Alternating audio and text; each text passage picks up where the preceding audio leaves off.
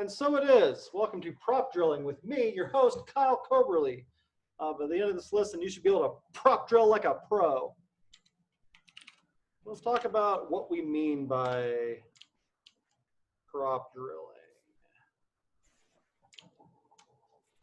So,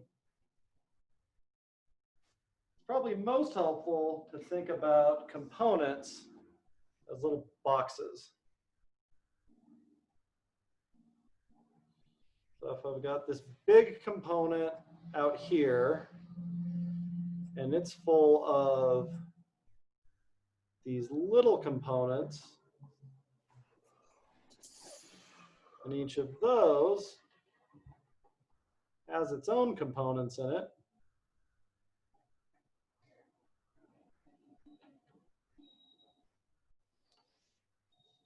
If this thing over here has some state, we can pass that state as props into this component. And hey, nothing too special about that. We could also pass that into there. You can use the same thing as a prop in multiple places.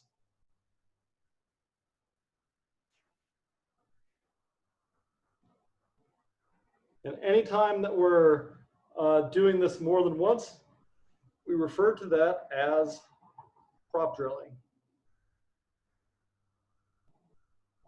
Because it is drilling through your component hierarchy down through successive layers of components. So I'm going to pause right there. You tell me what questions you have.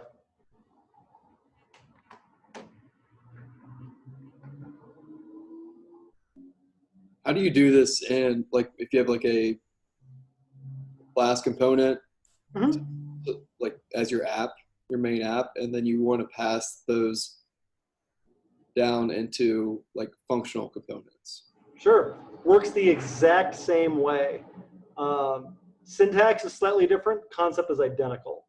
All of these boxes, any one of them could be a functional component or a class component, doesn't matter.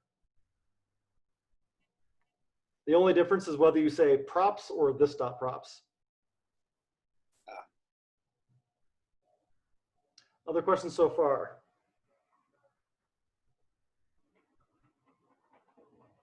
Can a prop be something that's not state? Yeah, technically. So it's often something that's in state, but it can also just be a string or an object or whatever that you're not tracking in state. It's not too picky.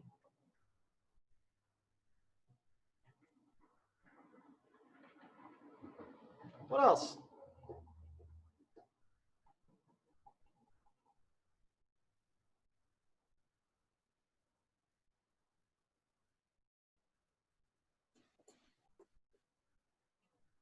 So it's basically when the same state gets passed to multiple components? Yep.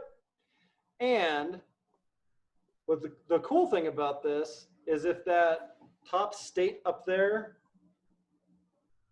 ever changes, that state will, wait for it, react its way on down through that component hierarchy. Can you drill like multiple states into like a grandchild or something? Yep. Yeah, so this could be a whole bunch of different states if you wanted it to.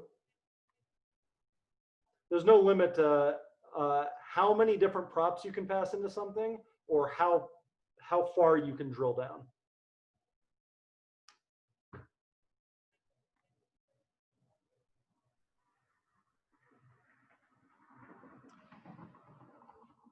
So let's do a dumb example.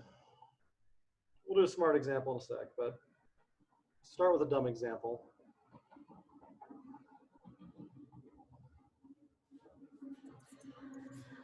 I'm going to have a component called A, a component called B, and a component called C. And we're going to take let's see, we'll call it that. We're going to make an object called person. Actually, let's just start with a string. It'll be easier. So we're going to have some string.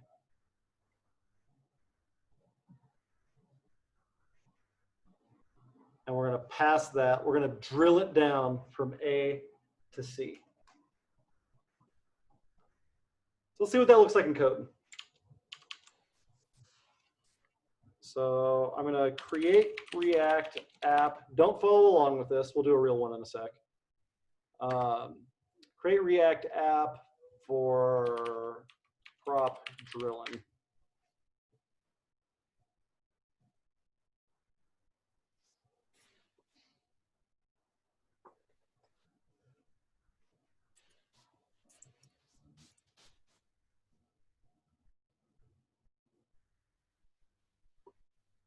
All right, so scaffolded out my app. One of the first things that I do when I have a new React app is I just clean out any of the shit that I'm not going to use. So I'll go into the source directory. Don't need it. Don't need it. Don't need it. Don't need it. Don't need it. Don't need it. Here, don't need it. Don't need it. Don't need it. And then in here, don't need it. Don't need it. Don't need it.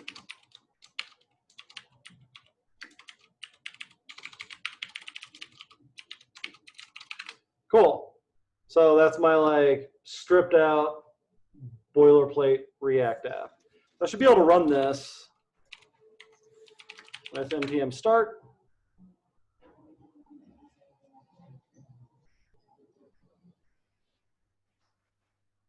And see some prop drilling.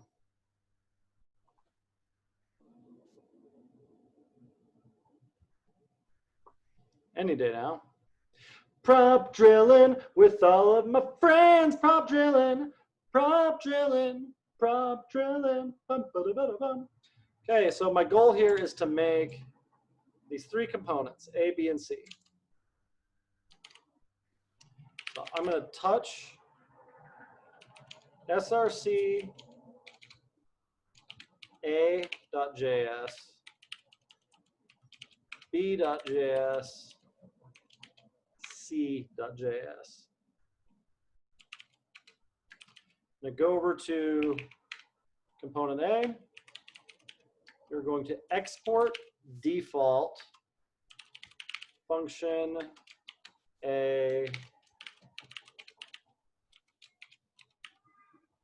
and let's get these other two in here. And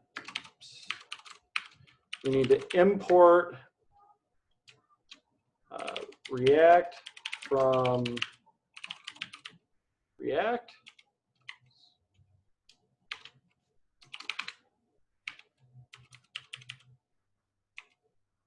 Oops, no, it's lowercase. Lowercase. Lowercase? Uppercase. All right. And then I copy this over to B. Copy it over to C.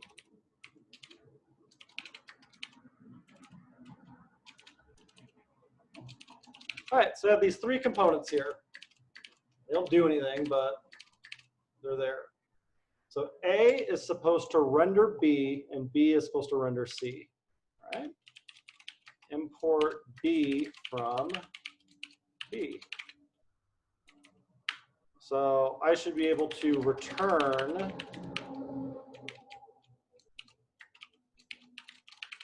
B. And I'm going to do the same thing over here with C.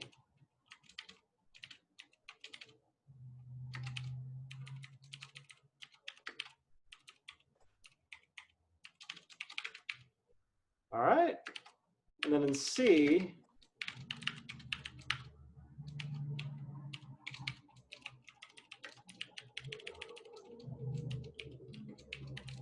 We're just going to return some HTML.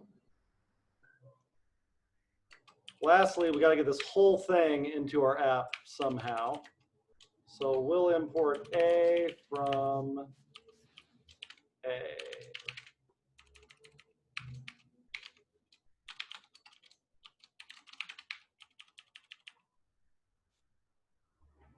Cool.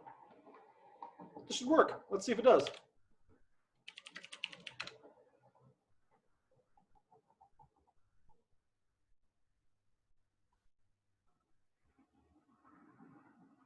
See if I get a hey girl. Hey girl. Let's make that visual. How's about? So I can say that let's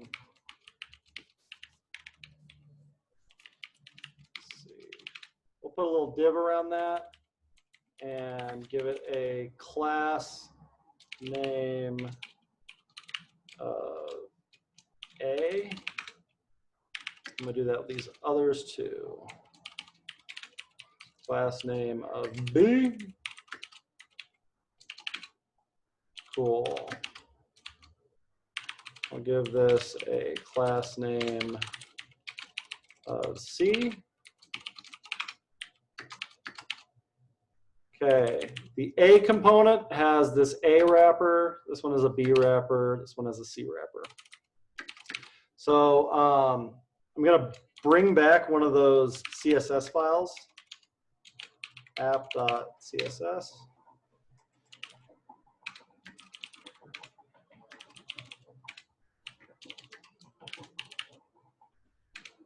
And we'll say that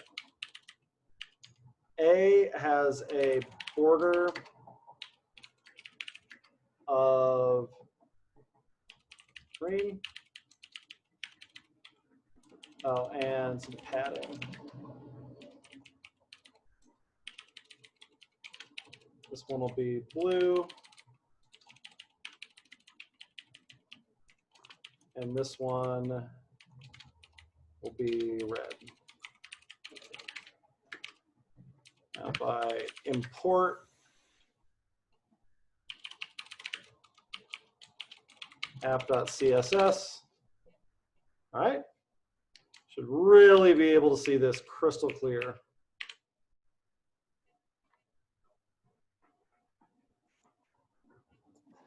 Cool. A, B, C. A, B, C. I'm going to pause there before we actually do the props. What questions do you have?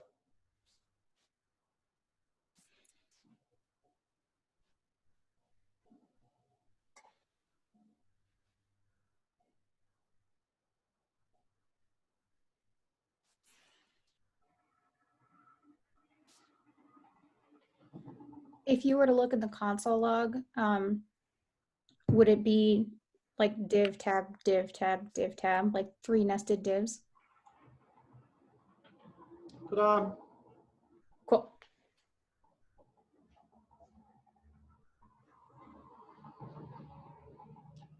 What else?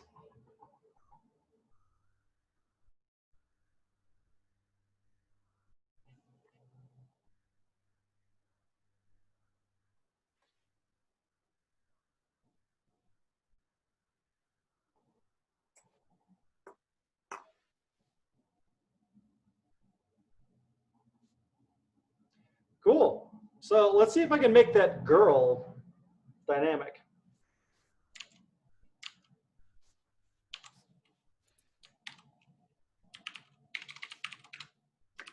So over in C, all right, what if this was a variable? I'm going to open a tmux session.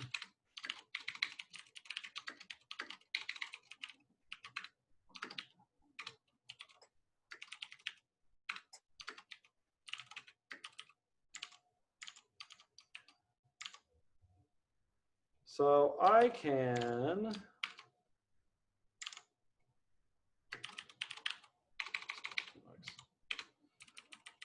all right, so this should live update. And it does. Cool. I can make that a variable.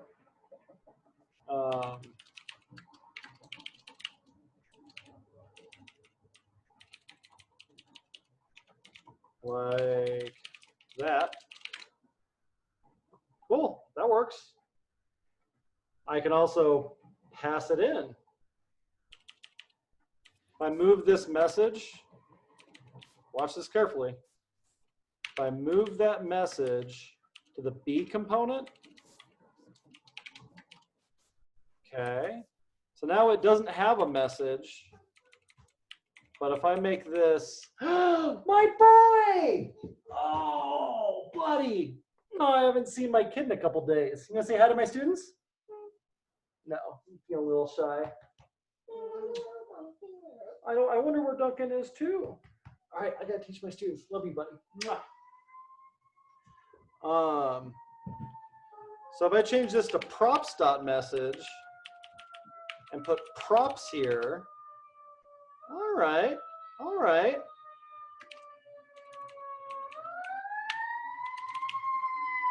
And if I say,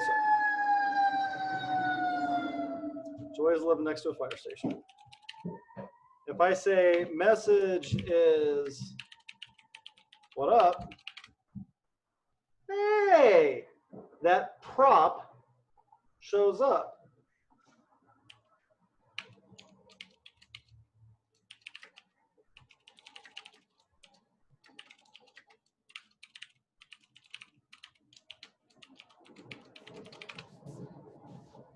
Okay, so what if instead of passing a string into this,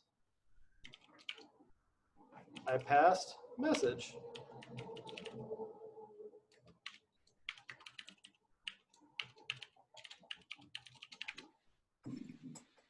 Hey, props are starting to go through.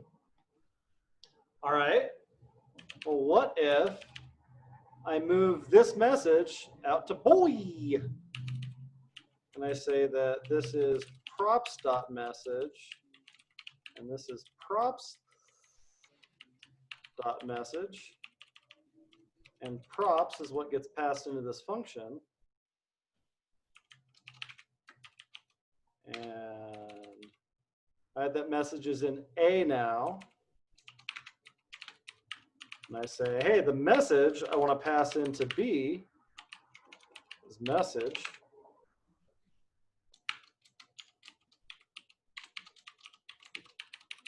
And over here, and say the message in A is message.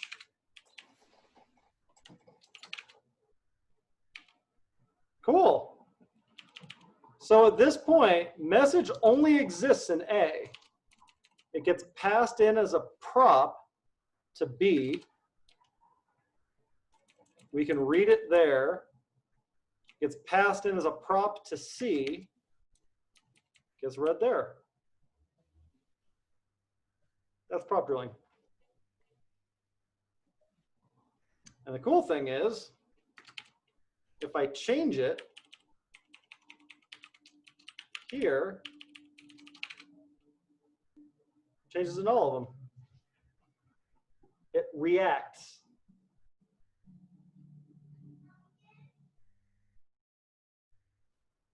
Questions?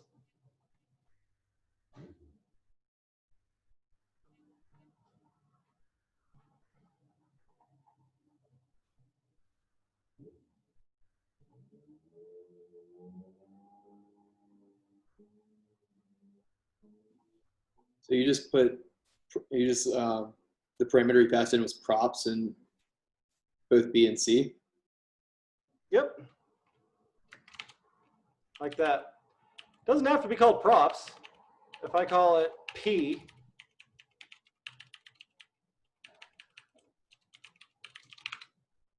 still works. Call it fart. Still works. It's just the name for the object that has all of the different props that we're passing in. Now, a really common thing to do is to destructure this on the way in, like that. Now we don't have to use that at all.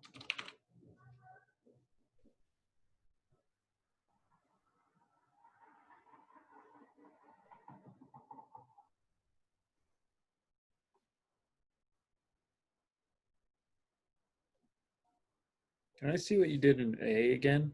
Yeah. Oops.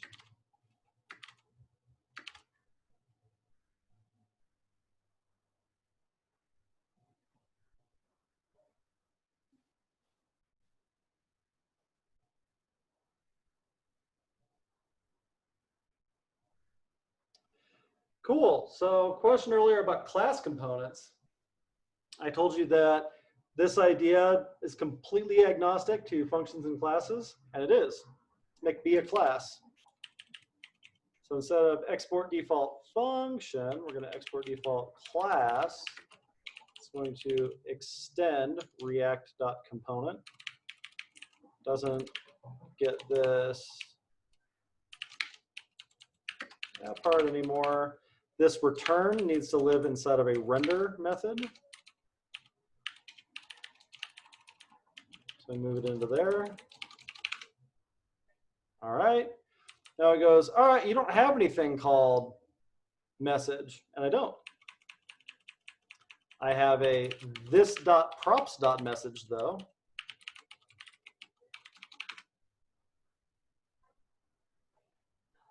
Now we're back in business.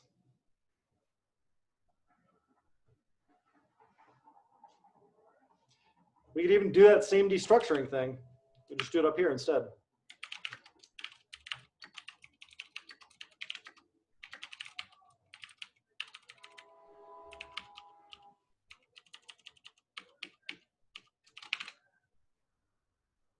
It works.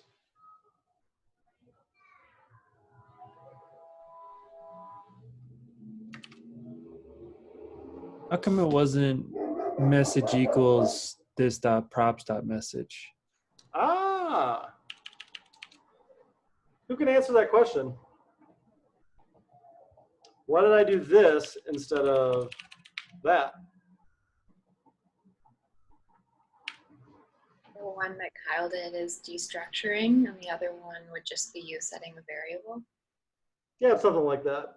So this is destructuring. I'm saying, hey, take this object with all these keys and values and stuff, yank out the key called message and put it in a variable called message. If I add other stuff,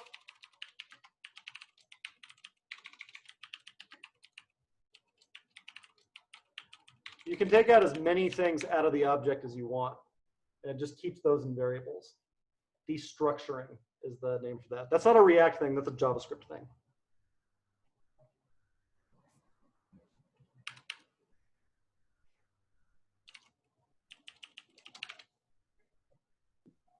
But that's exactly the same as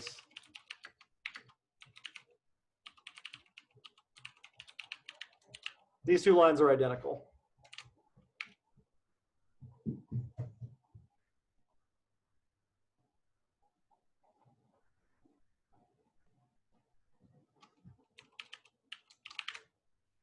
What else?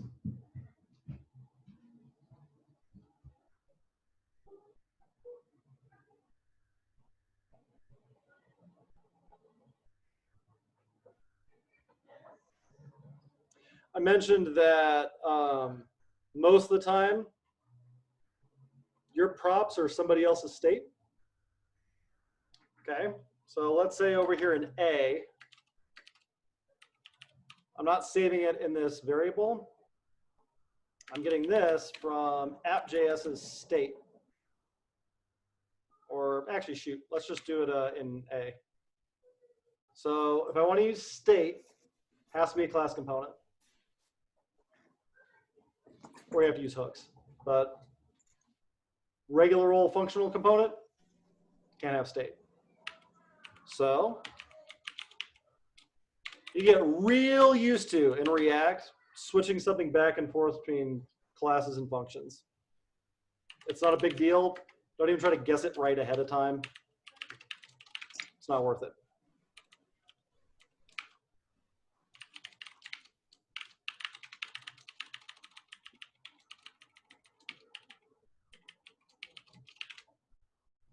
Done. Function to class, class to function, function to class, class to function. Should be able to do it like that.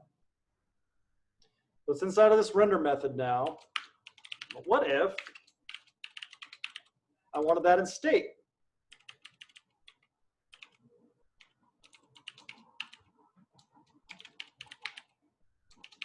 Cool. So all I have to do then is make this dot state dot message.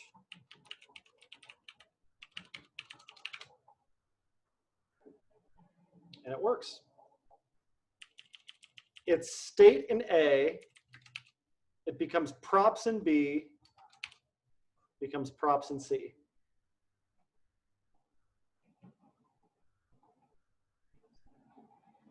Prop drilling. Ask me some questions.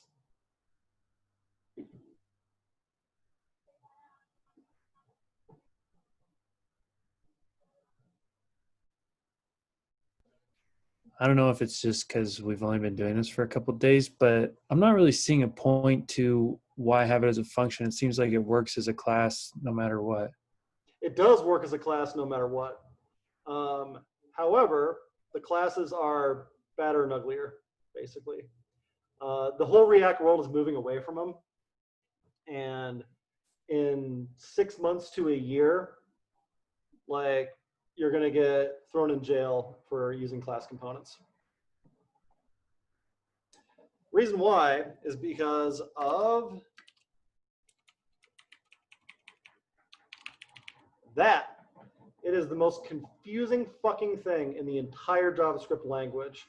It doesn't work the way that self does in Ruby. It seems like it kind of, sort of, maybe does, but it is legit the ugliest part of the JavaScript language. So to avoid all of the confusion that goes with class components, or that with this keyword in class components, we don't have any of those problems with functional components. It mostly has to do with when you have functions that call other functions inside of these classes. Here's what gets messed up. So I go, okay, cool. So this is going to be this dot other functions, and this is going to return this dot state dot message. The problem is when you do something like this, very subtly, the meaning of this changes each time. Why? No good fucking reason. Brendan Eich made a mistake in 1995, and like now we're still living with it 25 years later. So it's still going to take a while before you like get an instinctive hatred of classes in JavaScript, but that's why. So this just refers to. Say that again? This, does it refer to the class object? Is that That's what it's supposed to, but JavaScript isn't an object-oriented language. Classes were slapped on to the language a couple years ago. And so, whereas Ruby, we've got some confidence about what self means. Self is either the instance or the class. That's all it can be. In JavaScript, this can mean any of 8 different things. If you're using it in a class, you're probably intending it to refer to the instance of the class. That's not how JavaScript works. So one way around that is to do these fat arrows.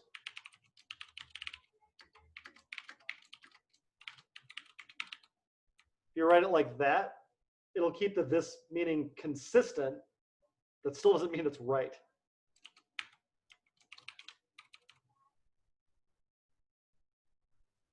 Inside of this template, though, it's always going to refer to the instance, the stuff that's hanging on the class here.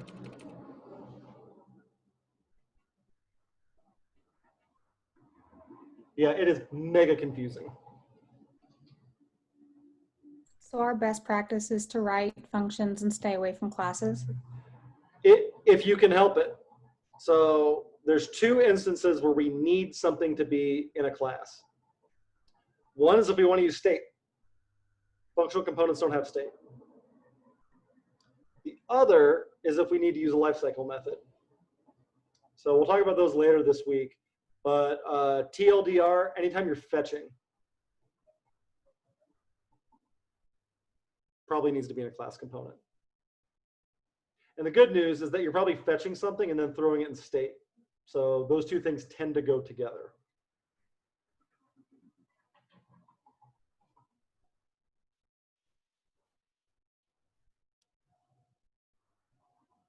There's one exception to this.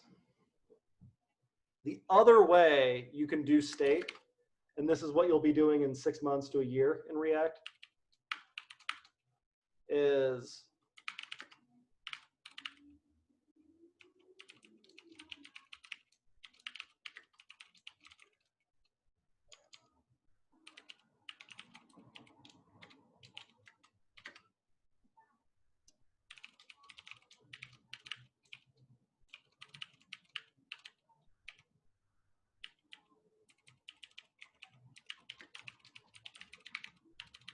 that's called a hook.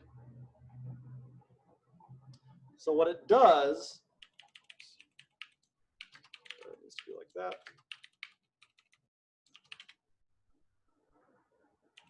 There we go. So how this works is use state.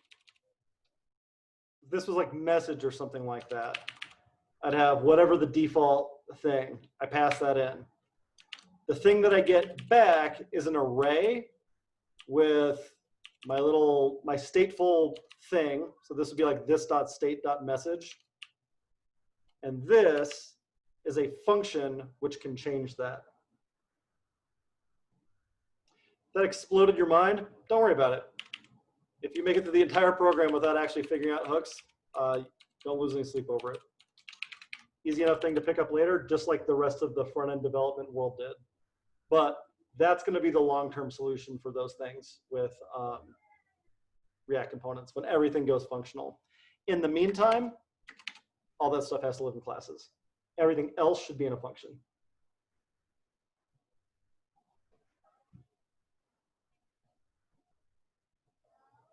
Questions?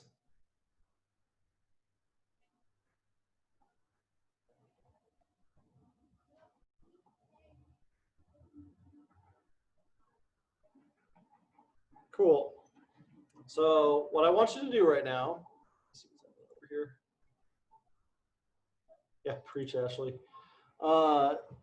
So what I want you to do right now is I want you to recreate this. As a reminder, we got 3 levels of components here. Our app.js file is rendering A renders B renders C renders whatever the thing that we put in A was. See if you can drill these props on your own. You don't need to delete all the boilerplate and shit like I did. You don't have to have the like message placeholders here. You can put them in there if it helps. You can put these borders around it if it helps. But elsewise, I just want to see something go from the A component to the C component. Questions about that?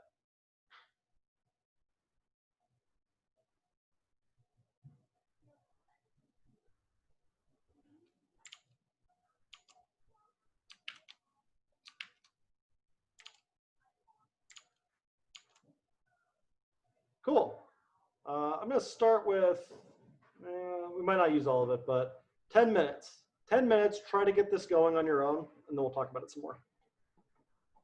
Go.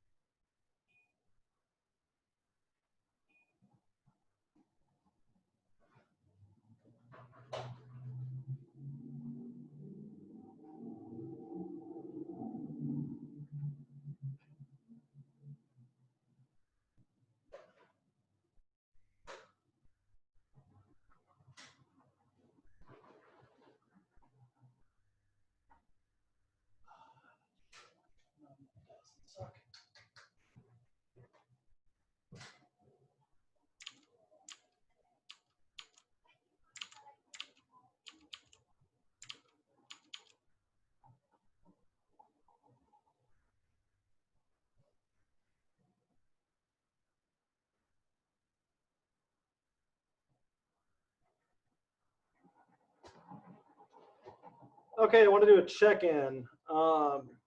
So fist means I'm hopelessly lost. One means I'm cranking, but I'm not there yet. Two is I'm done waiting for the next thing. Throw it up.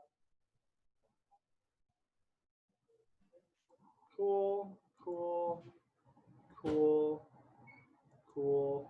All right, we're gonna keep going for a couple more minutes, and then we'll review how to do this.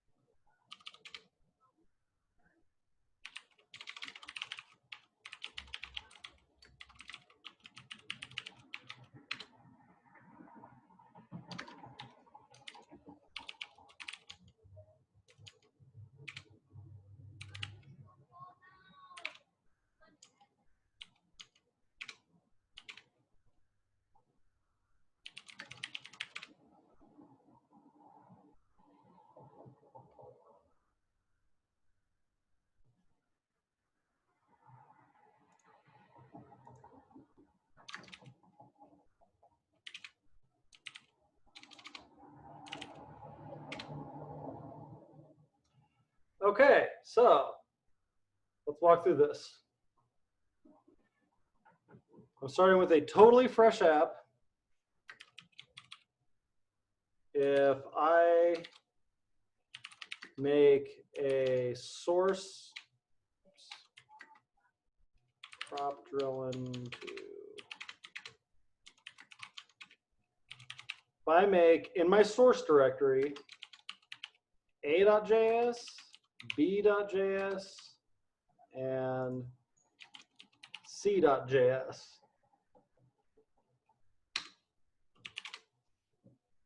So I have those, they're in the same directory as my app.js is. All right. And then just so we got something to look at, if I go over to the app.css file, delete all that, I can put that border and padding stuff in there.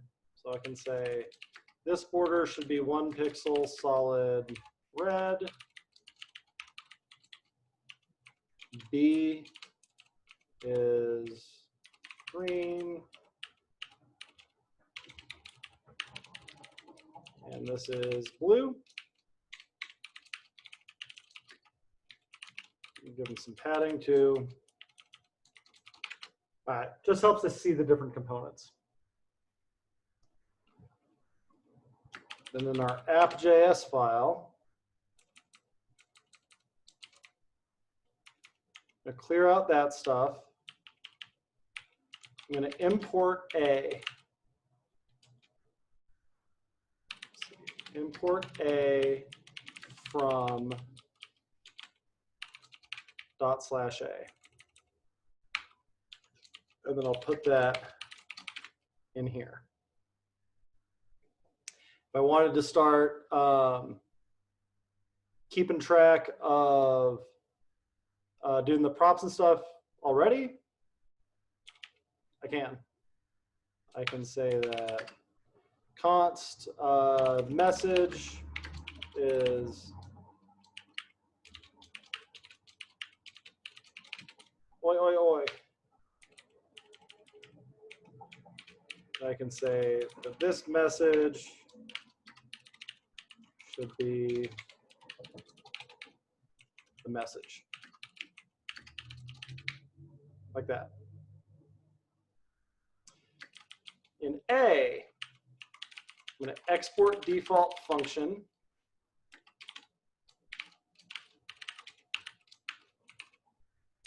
And it's going to return some JSX. It's going to return B, and it's going to keep passing that message along. Doesn't have to be called message, could be called whatever, doesn't matter. Part of the cool thing about this is these functions and components don't have to know about each other. We're also going to want to import React from React. And we're going to import B from B. Cool. If I head over to B, B is going to look a lot like A. Except it's going to import C. It's going to render C. It's called B. Doing pretty good so far. So now we're going to do a really similar thing with the C component. And this one is going to finally render our message. Props.message. And there it is. I give it class names so we can see those different components.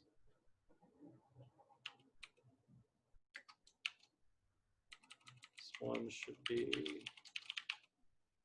oh, can you add class names directly to components like this? Maybe, we'll see.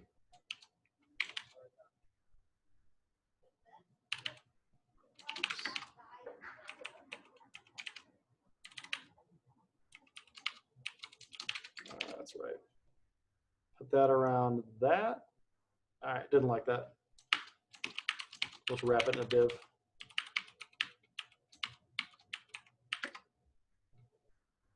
I think how too in your CSS you had two A classes and not a C class. Oh, come on. Sort yourself out. And that one's going to be B. Hey, there we go. Now everything's working. Weird. Call that one C. Let's see if it'll let me put it right on the component. I didn't think so.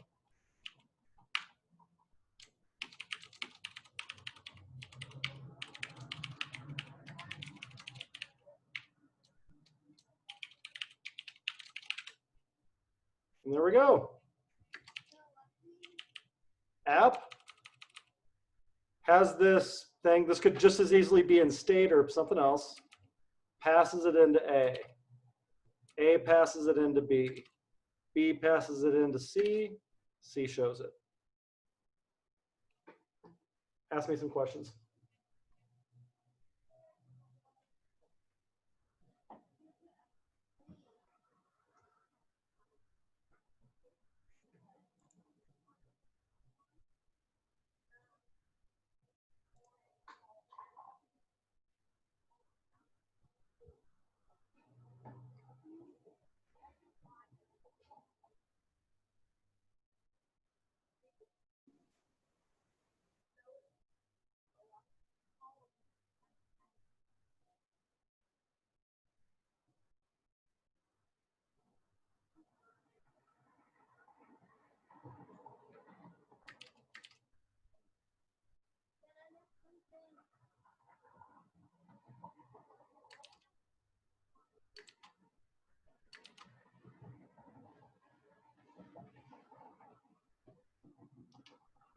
Make something up.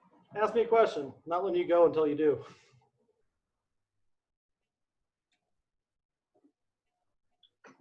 So let's just say instead of just message, if you had more information, so if it was like, let's just say it was like an object with a couple of different,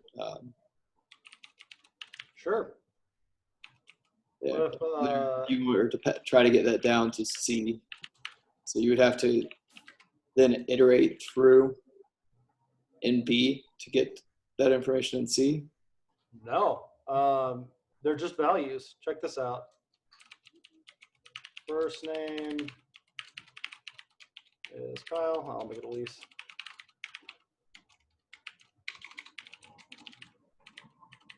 All right, so person is Elise Coberly. You can still pass message in, and I can pass some person is person, like that.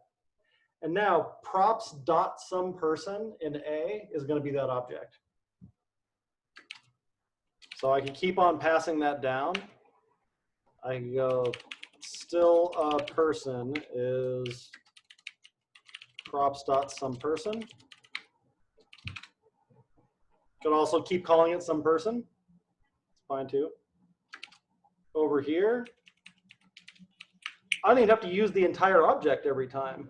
I could say something like first name equals props dot, what do I call it? Still a person. Props dot still a person dot first name. And then over here in C,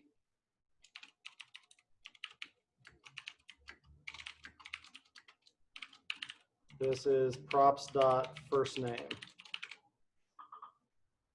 Ta-da! They're just objects. They're just values.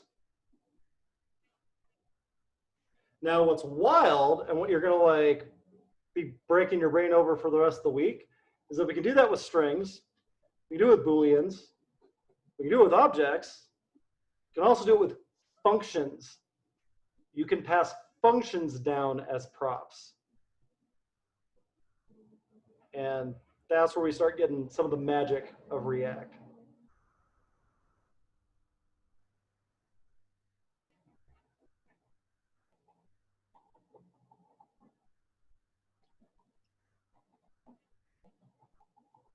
Is that like raising events and stuff? Is that kind of what that is? A little bit. So if I have this person here, I could have a button down in the C component that as soon as you press that, it changes it to Duncan Coberly. All right, well, we have a function up here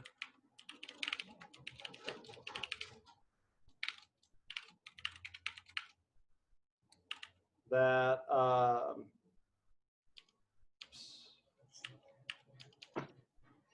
let's see, I have to make this a class.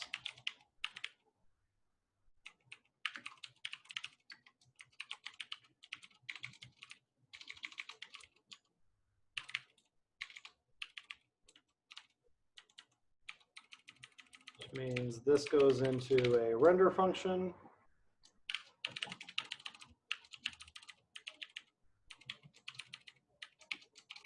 Like so. I'll throw these in state.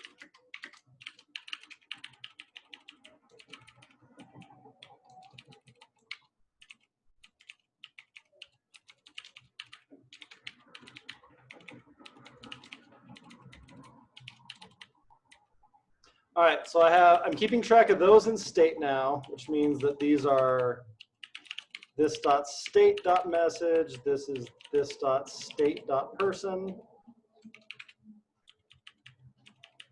And so over here, this is going to be one of those fat arrows I've heard so much about.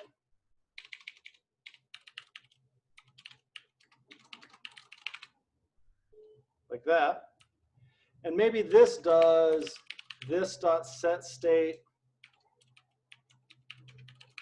and person is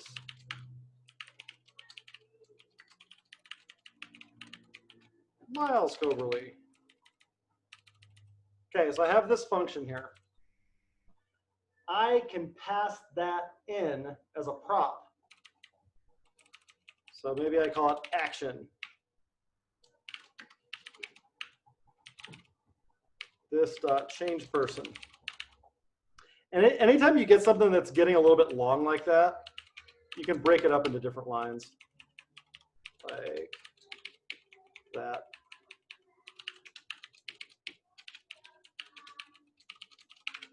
Ah, see how much like the readability improves when you do that?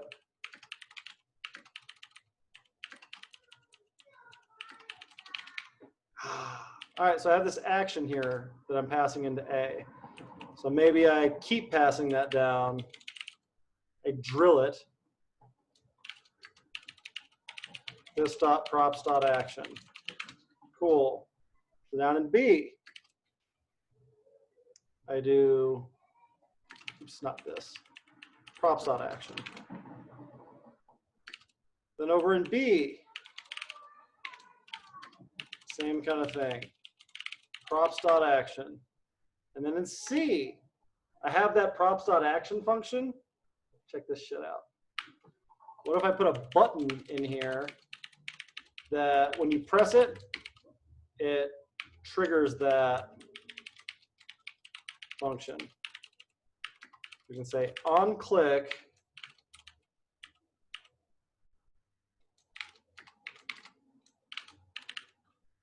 and then props dot action, and you invoke it. In fact, I might even just be able to say props dot action. Anyway, let's see. All right, so I have that button there. Should probably give it some text. Change that name. All right, so I have this button here. Let's see what happens when I press it. Oh! Pretty cool.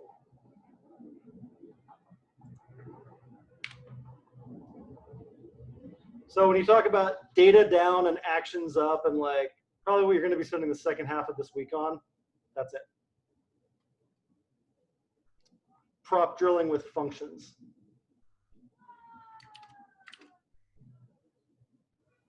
How come the button ended up in B instead of C? Oh, because of where I put that class name.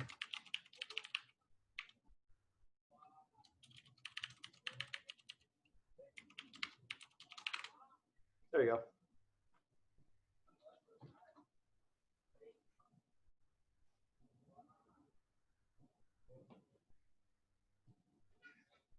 Anything else?